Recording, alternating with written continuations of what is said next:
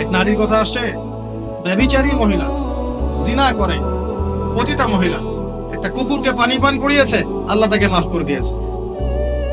আর একজন লোকের কথা আসছে যে তার বন্ধুকে এতটুকু বলেছিল, একজন ব্যক্তি তার বন্ধুকে এতটুকু বলেছিল যে আল্লাহ তোকে কোনোদিন মাফ করবে না, আল্লাহ তোকে কোনোদিন মাফ করবে না। এরকম কথা কিন্তু আমরা অনেকে বলে ফেলি। আল্লাহ পাক মৌতের পরে এই দুই ব্যক্তিকেই ডাকবেন, কিয়ামতের মাঠে ডাকবেন। এটা বারজাকে হয়েছে। বলবেন, আমার রহমত নিয়ে কথা বলার ইখতিয়ার তোমাকে কে দিয়েছে? আমি কাকে মাফ করব কাকে করব না, এই কথা বলার ইখতিয়ার তোমাকে কে দিয়েছে? আজকে আমি তাকে মাফ করে দিলাম, তোমাকে জাহান্নামে দিয়ে দিলাম, চাপ করে দিলাম। অতএব আল্লাহ রাব্বুল আলামিনের এই বিশাল রহমত আমরা পাবো, আশাবাদী ইনশাআল্লাহ। এই কারণে আমাদের প্রথম যে বিষয়টা ফোকাস করতে হবে, আল্লাহ রহমত পেতে হলে আমাদের অবশ্যই বস্তুবাদিতা ত্যাগ করতে হবে। আল্লাহ পাক দুনিয়া পছন্দ করেন না। দুনিয়ার মোহে যারা ডুবে থাকে আল্লাহ এদেরকে পছন্দ করেন। দুনিয়া প্রয়োজন, যতটুকু আমার দরকার আমি করব, যতটুকু প্রয়োজন নাই এই বিষয়টা আমি পেতেই হবে, চাই চাই আরো চাই, হ্যাঁ, দু হাতে চাপাও হাত পেতে নাও, ঋণ করে ঘি খাও, এইসব দর্শন আর ধার ধারবো না আমরা ইনশাআল্লাহ। আমাদের দুনিয়া চলে গেলে যাক, বাকির খাতা পূর্ণ হোক ইনশাআল্লাহ তাআলা। আর এই দুনিয়াতে এসেছি আল্লাহর ইবাদত করার জন্য। শিখলাম, জানলাম, বুঝলাম, ইবাদত মানে শুধুমাত্র নামাজ, রোজা, হজ, যাকাত নয়। এগুলো অবশ্যই ইবাদত, কিন্তু এগুলোই ইবাদত নয়, বরং আমাদের জীবনের প্রতিটা কাজই ইবাদত।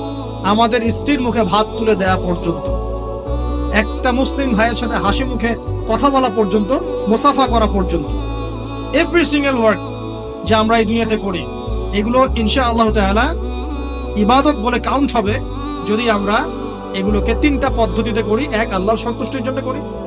দুই, রাসূলের পদ্ধতিতে করি, এবং হালাল খেয়ে করি।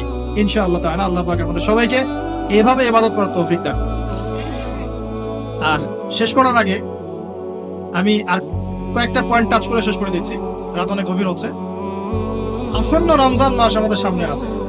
আমাদের সামনে বলতে এই তো 2 সপ্তাহ হয়তো বাকি নাই।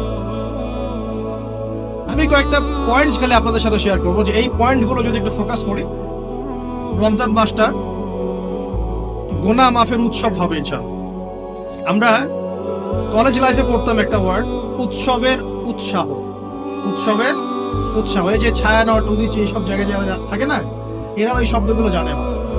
উৎসবের উৎসাহ, ওরা বলে যে জাগতে হবে রাত আলো জেলে রেখে উৎসবের উৎসাহে, মানে রাত জাগতে হবে আলো জেলে রেখে উৎসবের উৎসাহে। আমাদের এই দুনিয়ার জীবনের হায়াত কিন্তু খুব লম্বা না, খুব লম্বা কি 60 থেকে 70। এর মধ্যে আল্লাহ পাক কিছু উৎসবের উৎসাহ দিয়েছেন, যেমন শবে বরাত, যেমন শবে বরাতের রাত। এই রাতে ব্যক্তিকেন্দ্রিক তো কিছু ইবাদত করা যায়, সামগ্রিক না হোক। এই রাতে আল্লাহ পাক সবাইকে মাফ করে, 2 শ্রেণীর মানুষ বাদ দিয়ে, মুশরিক, মুশাহিদ, শিরক করে যারা, হিংসা বিদ্বেষ পোষণ করে যারা, এদের বাদ দিয়ে।